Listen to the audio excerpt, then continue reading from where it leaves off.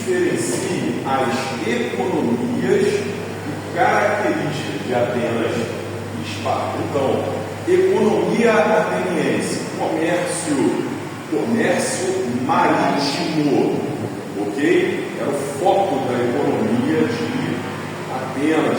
E características assim, de Atenas marcantes: a filosofia, a democracia, as ciências, as artes e letras de modo geral.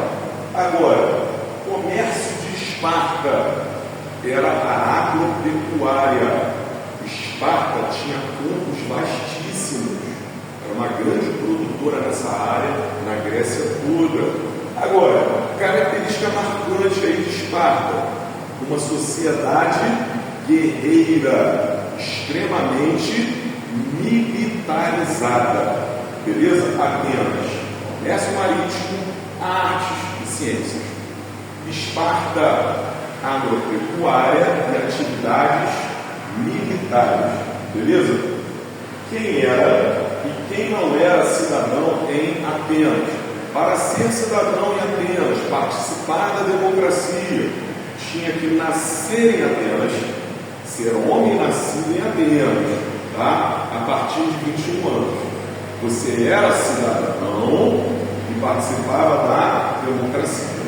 Quem não era cidadão em Atenas e não participava da democracia? Os escravos, tá? Os estrangeiros e as mulheres, mesmo sendo atenienses, tá, gente? Mesmo nascendo em Atenas, casados com atenienses, adultos, não participavam. Vamos lá então? Quem era cidadão? Homens nascidos em Atenas a partir dos 21 anos.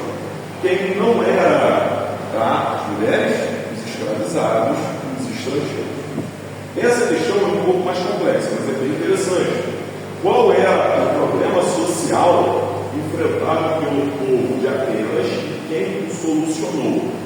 Vamos lá. Problema: se o ateniense se endividasse, acontecia duas coisas com ele: perdia sua pequena propriedade ou casa, e na pior das hipóteses se tornava escravo para pagar a dívida. Era uma sociedade que criou um sistema onde a pessoa comum, quase que aos poucos ia se endividando. Se endividando com quem? Com os eupátridas, os poderosos de Atenas. E aí eles perdiam o quê? A pequena propriedade, a casa, e na pior das situações viravam escravos para pagar a dívida. Quem solucionou? Solucionou em partes. Solon, o legislador Solon, que acabou com a escravidão por dívidas. Ok? Foi esse Solon aí que atendeu ao pedido do povo. O povo se manifestou muito. Então, qual era o problema social? O povo que se endividava junto à elite, os eupátridas, perdia sua propriedade ou virava escravo para pagar a dívida. Quem solucionou foi Solon, que acabou com a escravidão por dívidas. Agora, relacione esparciatas e ilotas. Esparciatas, a elite de Esparta, os guerreiros, eles governavam e tinham direitos e eram grandes proprietários de terras. Agora, a maioria da população era forçada a ser servo. Eram os ilotas. Eles trabalhavam para os esparciatas, entregando quase tudo o que produziam. Quando a gente fala da relação de esparciatas e ilotas, é essa aqui. Os esparciatas, guerreiros, governavam, tinham direitos e terras, mas exploravam os ilotas, a maioria, que tinham que entregar quase tudo que produziam aos esparciatas. Beleza? Quais medidas Drácula tomou? Vou falar logo de cara. Escrever as leis. Em Atenas, as leis não eram escritas, as leis eram orais. E quem dominava as leis? A elite, os eupátridas. Então eles usavam a lei a favor deles e contra o povo. O povo falou, não, vamos escrever as leis para que a gente tenha uma relação justa. Drácula escreveu, ok? Mas aqui, ó, quais medidas? Mas a lei era extremamente dura. Ali a gente fala em medida dracônica, que é uma lei dura, uma punição dura, regras duras. Além do açoite, castigos físicos, era muito fácil o cidadão de Atenas, a pessoa comum de Atenas, ser punida com a morte. Então vamos lá. Quais medidas Drácula tomou? Escrever as leis para que o povo consultasse, né, e fizesse justiça junto aos eupátridas, a elite.